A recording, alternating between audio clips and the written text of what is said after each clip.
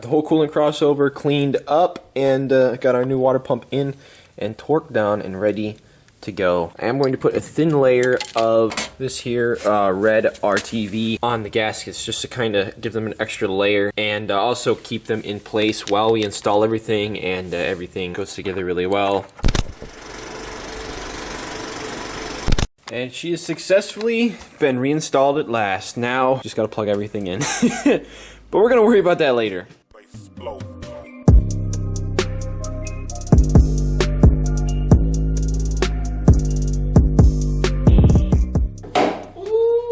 It's time to do a little bit of maintenance that is definitely overdue to get started working on the touring for this video. We got some parts coming that I've been waiting for a while to finally do to this car. Some really cool stuff I wanted to do for a long time, ever since the beginning. But I think it's only fair that we start out by replacing the spark plugs, because the spark plugs that are in here are pretty bad. I've wanted to get it done, and I think now is the time because I don't have anything to do tonight. Got these NGK G powers. I think they're a decent plug. I originally got them for the PT-GT, but I might end up going with a different plug depending on, you know, who tunes the car in the end. And, you know, I'm not going to worry about the plugs for now, basically, until we get done doing a bunch of other stuff to the car. But I'm going to go ahead and try to give these a shot in the PT Touring here, and see if that helps out a little bit with responsiveness, a little bit with power and stuff, because the plugs that were in there were really bad. They were really white because the car had been running lean, and it just needs to happen. And then we can move on to the fun modifications.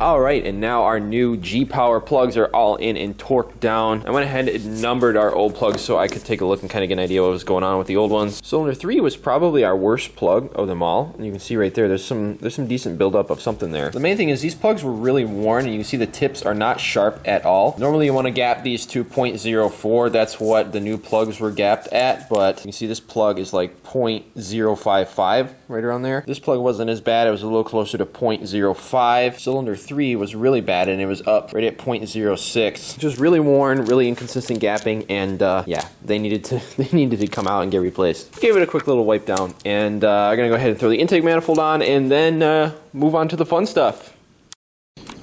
Alright, now everything is torqued down except for one last little thing. I just went and bought this little magnet. My old one broke. This one has a little light in it, which is kind of cool. But I dropped the last bolt for the throttle body down in here. Of course. Can you see it?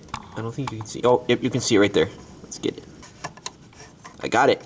Hey, yo, that light is really handy. Alright.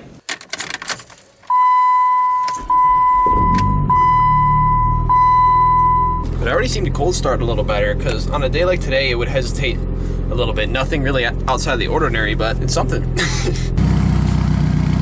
It even sounds better.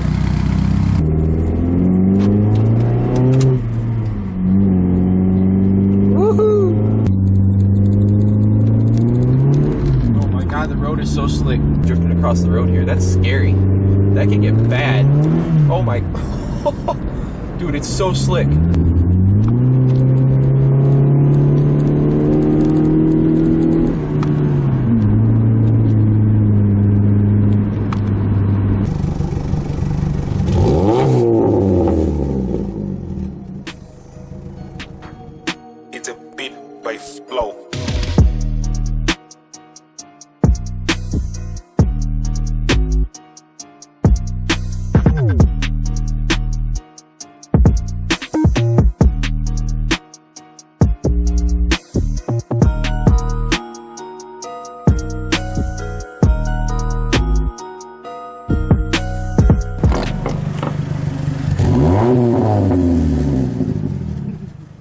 I got things looking a little better because she's got to be looking good. We got some modifications to finally do to this car. Well, if you want to call them modifications, today we're going to be installing some of the last few little aesthetic bits on the daily cruiser to kind of get it where I want it to be. As you guys know, if you follow me on Instagram, if you've been keeping up with everything, if you joined my live stream the other day as well on YouTube, you know that I've been waiting for parts to come in the mail for quite a bit, and I actually got some parts finally, and I was going to be making a video on the daily, and I actually got the wrong parts in the mail, so I had to send stuff back, and now I'm waiting for new stuff to come and got all that figured out.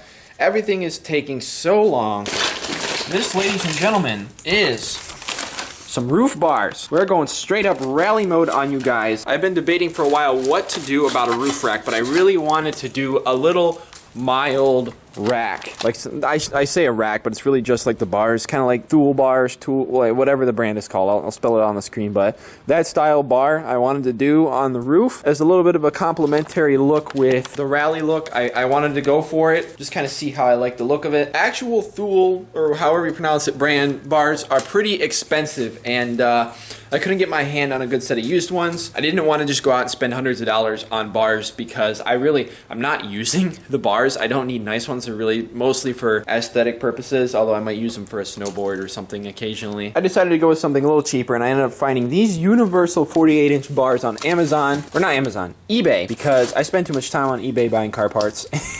So since that's the only part that I got in the mail so far, I have other stuff coming for this car, bigger stuff. For now, let's go ahead and get to installing these bars.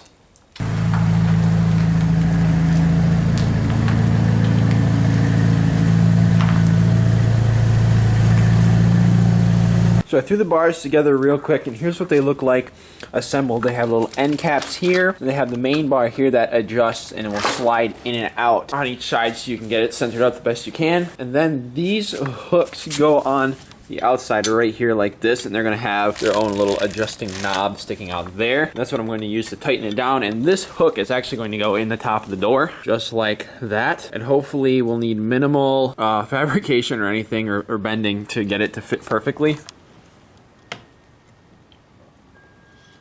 Okay, that might be a bit of a problem. The door doesn't want to shut on it. All right, got it all figured out, as you can see. Basically, I was using the wrong metal hook. These were too big. They're meant for like if there's space between where the roof comes down and where the door is. There's a lot of cars where there's space here before the door opens, but in our case the roof line ends and the door opens right here, so we had to use a different attachment. It's still not perfect. It seems to be putting a little bit of outward pressure on the door, as you can see by the fact that there's a bigger gap here, and that really I just don't like that. So I am going to have to maybe do a little cutting and maybe bend these a little bit to get them to fit on here a little better and get it so that the door doesn't have that stress on it. But this is like our initial little test fit to see how they look, and I'm liking it.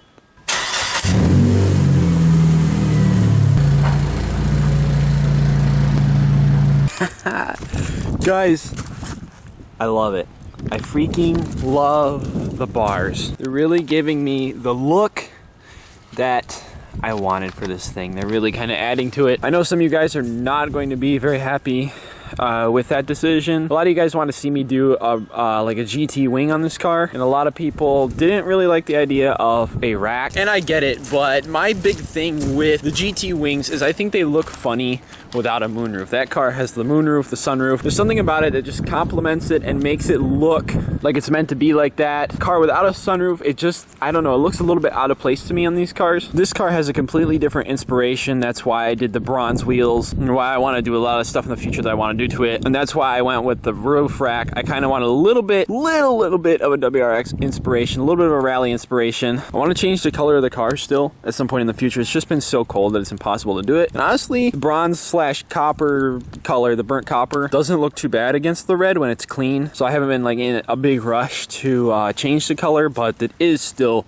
definitely going to be happening with this car. It's something different. It complements the car without adding a wing that I think would look out of place just sticking off the back. I love it. Let me know down in the comments what you guys think. Smash the thumbs up button too if you like it. I know some of you aren't. I know, and it's okay. You don't have to like it. As you guys know, I spend a lot of my time when I'm not making videos on Instagram interacting with you guys. That's where I interact with you guys the most. I got to see one of you guys actually tinted the taillights on your PT. I can't remember who it was. They looked so good. I don't know why. It just got me all inspired to finally do something with these tails. We're not going to black out the taillights. We're just going to kind of lightly smoke them and just kind of see how it looks against the car. But these taillights, like I said, are not in the best of shape. There is a little bit of a crack in this one right here. So they're not perfect, and I do plan to get new ones ASAP, but I just kind of want to experiment today and see how it looks. Well, that's never the sound you want to hear.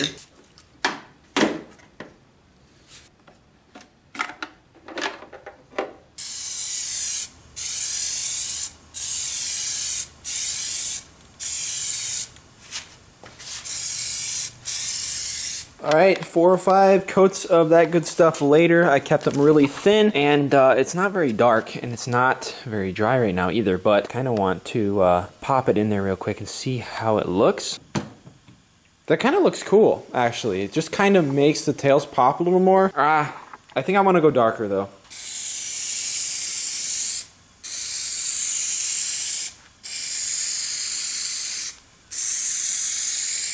Tomorrow for sure. And now we're back out here the next day. That tint was taking forever to dry because the weather got a lot cooler as the night went on. So I decided to just wait, let it cure overnight after I did a few more coats. Before we finish them up, I want to go ahead and get some new LED bulbs for the tails. So that's what I'm going to go do right now. We're going to grab them and then we can put that together. First, let me unplug my Tesla real quick. This battery has been dead so many times because this car just sits, and it's a cheap Walmart battery, so it doesn't last too long when it's just sitting.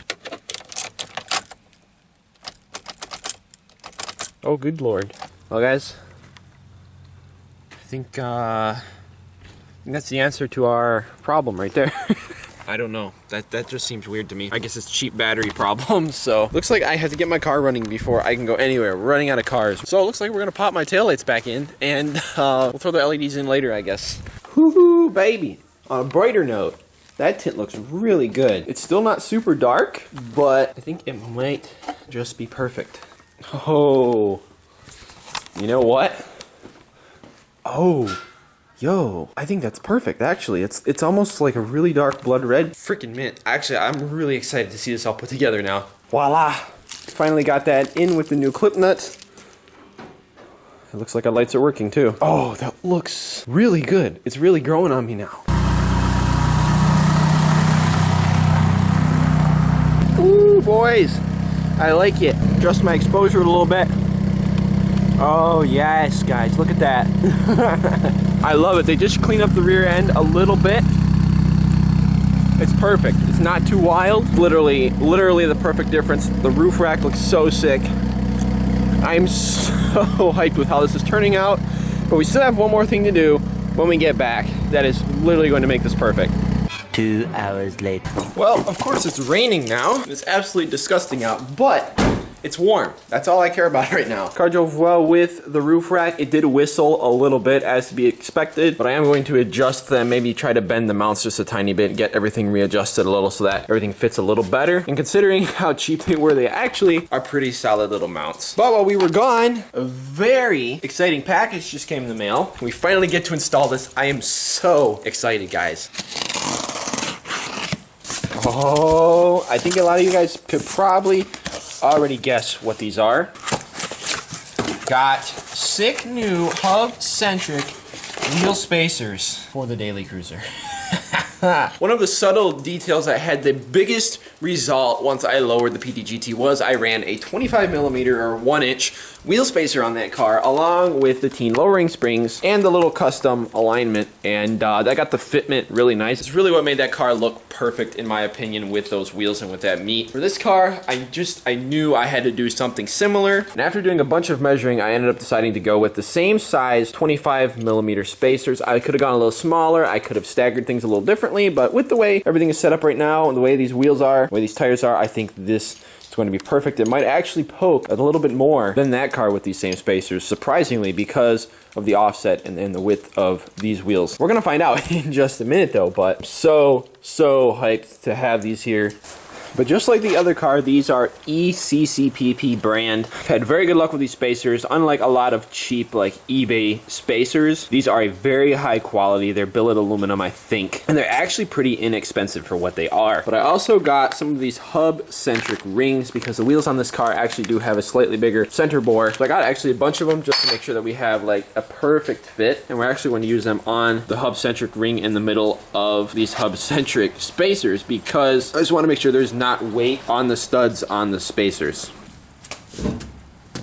Well guys, unfortunately, I measured really carefully and I got 2 different sizes to make sure we're getting the right hub-centric ring, and neither one of them quite fit. This one's really close, but just not quite gonna do the trick. It's probably just like 1 size smaller, which really is a pain, but I think it's about time that I got an actual measuring caliper so that I can be 100% sure when we get some new ones. But for now, we are going to still throw the spacers on and see how everything looks without these. We're probably not really gonna drive it without these. We gotta see how it looks anyways though. Got a very thin layer of anti-seize on here so that nothing corrodes and gets stuck together.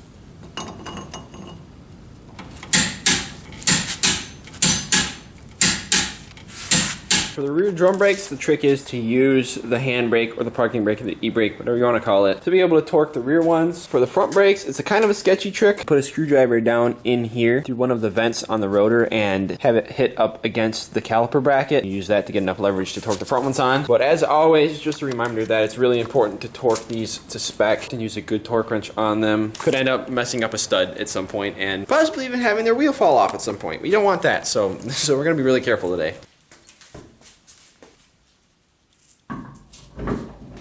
Oh, that's gonna be dummy thick.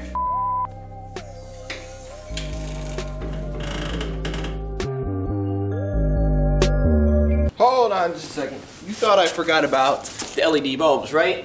Well, I didn't.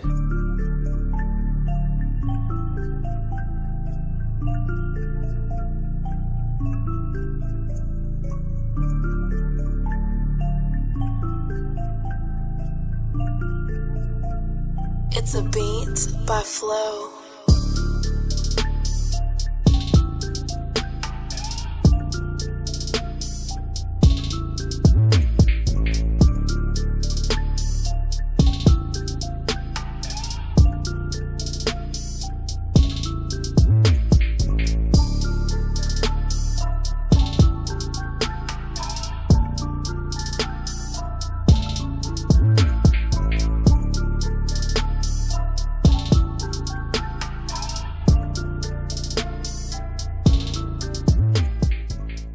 And just like that, I already got the spacers back off.